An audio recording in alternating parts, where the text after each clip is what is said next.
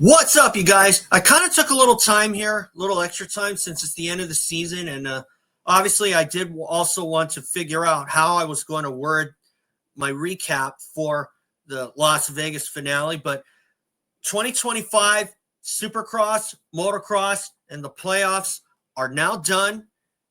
And all we have left is the donations. And that's all for the 2025 season specifically. And obviously, it's now time for the off season for the bench racers like myself. So let's get into this. But before I do that, guys, remember, subscribe if you think that I'm worth listening to, or if you just want to see some more of my games, or if you think that I make a good point every now and then. Hey, kudos to you. So let's get into this. I'm going to do 2 videos this time. I'm going to come back with the 450 video probably early tomorrow for the donations. So I'm going to talk about the 250 class today. Let's get into this. Jo Shimoda wins title. Haiden Deegan crashed, injured, and penalized. Ryder D was very lucky in Moto 1. Now, I'm going to get the elephant out of the room here. I know I may have taken a little bit of heat on social media, and quite frankly, I don't even care because I stand by what I said about Haiden Deegan landing on Ryder Difrancesco, and that wasn't Ryder D's fault at all by any means. But was it Deegan's fault? So. But still, I probably would have put that crash under review if I'm the AMA. Of course, obviously, nobody could really do anything. I know I was kind of told out a lot, but quite frankly, to be honest, if you land on a rider like that, I'm sorry, but that is a black mark in my book that is not going to go away anytime soon. Let me tell you, okay? Because for Deegan to land on Ryder D's head, that could have very well been a career ender for Ryder Difrancesco. And, you know, you hear horror stories about guys landing on each other, whether it's intentionally or unintentionally. I've been kind of thinking back on some incidents kind of similar.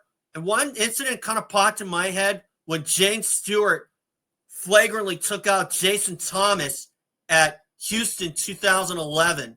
And that ended Thomas's main event. James Stewart continued on, finished 15th, but he got up like nothing happened. And to be frank, was that a racing incident back then? I didn't think so. And what really turned my stomach back then was how many idiots on social media were actually blaming Jason Thomas for the crash. And for some people today to put any blame on Ryder Difrancesco is completely screwed up. Because, really, how would you feel if somebody like Haiden Deegan landed on you and just got up like nothing happened? But still, I'm sure that Haiden and Ryder D had a talk after the race, and I'm sure they kind of patched things up, and I'm sure that Ryder D had no hard feelings because he got out of that, fortunately, with just a concussion. But he was very lucky, too, because like I said, that could have been a career ender for him. Or he could have been forced into a wheelchair for the rest of his life. And you hear horror stories about, you know, things like that. But as far as Deegan is concerned, I'm not a Deegan supporter and I'm not a Deegan hater. But really, he's the guy to beat, and I hope somebody steps up and gives him a challenge. And it looked like Jo Shimoda happened to be that guy. But Jo Shimoda, wowee, talk about coming back from a lackluster Supercross season where he got hit by a pit board after winning Anaheim 1. And to see him win the title the way he did, he obviously got lucky with Levi Kitchen running it in on Haiden Deegan at St. Louis. But obviously, Jo Shimoda put himself in a good position. And props to him for expecting Deegan to take some shots at him. But frankly, if I'm Deegan, I'd have been okay. I might have done the same thing, but I probably wouldn't have taken as many shots as he did. And after hearing Adam Cianciarulo say that Deegan should have been black flagged, I'm kind of in between on that because, I expect a little aggressive racing. I'm all for it because, really, it's a contact sport. And I've seen people do bumper cars back then.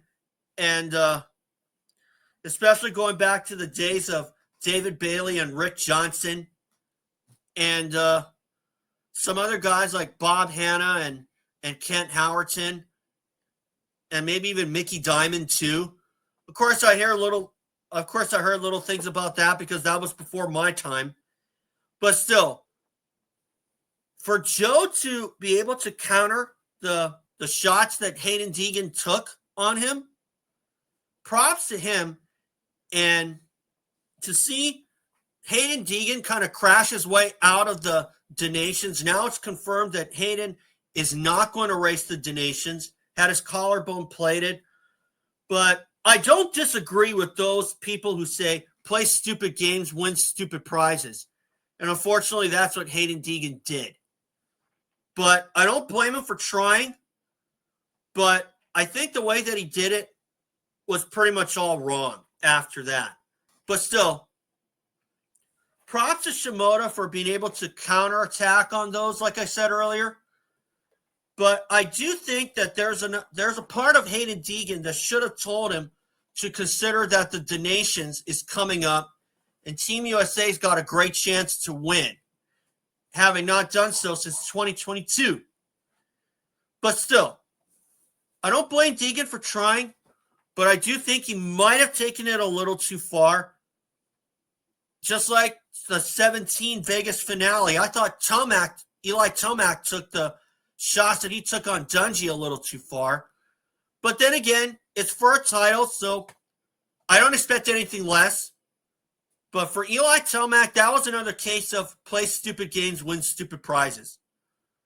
And Ryan Dungey ended up winning the championship. Jason Anderson ended up winning the individual race. But at the same time, I still remember that race really well because of what Anderson did to Chad Reed just before the finish line jump. Because Chad Reed was clearly faster than all of those guys. But to see him not win that race all because of Jason Anderson's antics, I don't know. I probably would have given Anderson a penalty then, but I don't know. I've seen people do worse and not get penalized. But still, that's in the past. And just like the Vegas finale, that's in the past as well. But the guy I didn't put on my banner here, the guy who ended up winning the individual race in the 250 class, Seth Hammaker. Holy smokes. I have not seen much from this guy ever since he lost that 250 East Supercross title. And make no mistake, I'm calling Seth Hammaker as a regional champion regardless of what division he rides in 2026. Now, the reason why I say that is because Seth really came into his own. And after having a lot of lackluster seasons, even to a point where he was forced to take a break early in the season because of chronic fatigue, because supposedly Jeannie Carmichael and the others had run Seth's body down so much to a point where he had to take a break so early in the season. But now it looks like Seth is really coming into his own, and it looks to me like he's going to be a heavy title favorite for 2026 and beyond.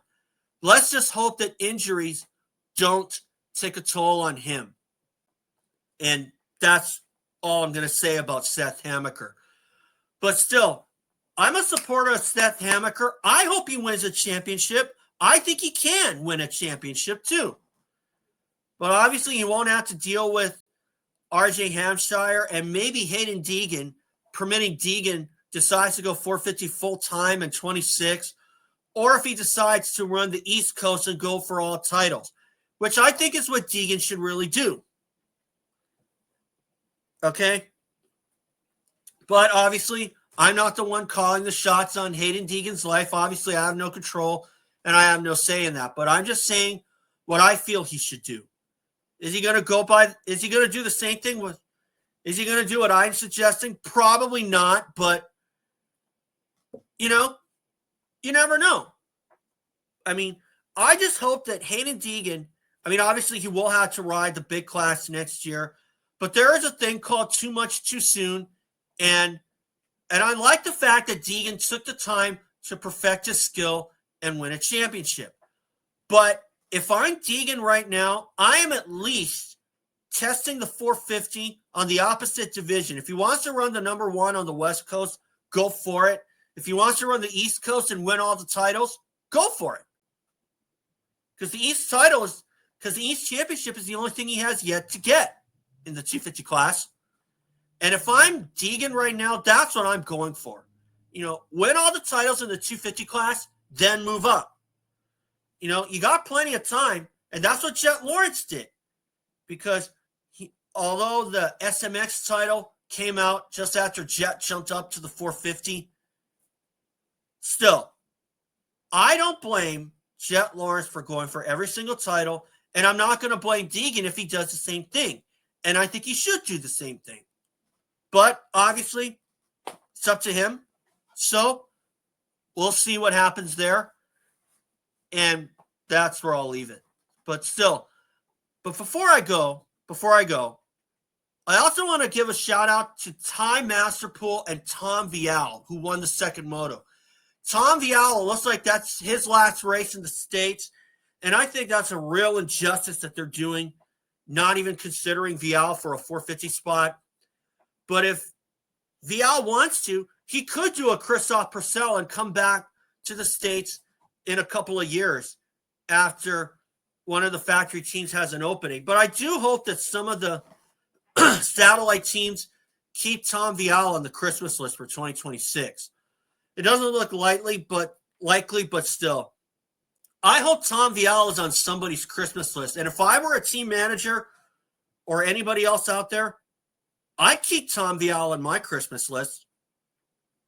But again, just saying.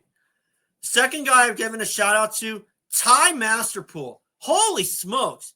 I really hope that Pro Circuit gives him another shot, because really, when Ty Masterpool had to be switched over to the West Division and arguably past the 11th hour, that kind of ruined his year altogether. And I really hope that Mitch Payton has a heart of gold and gives Ty another shot.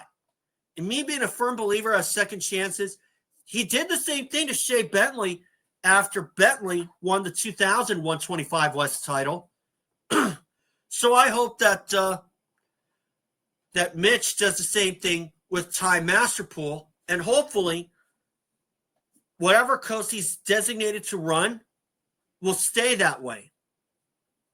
And that's where I'll leave that for sure, as far as Ty Masterpool is concerned. But anyway, guys, that's all for today. And subscribe. I'll see you all for my 450 video. I'll post that later tomorrow.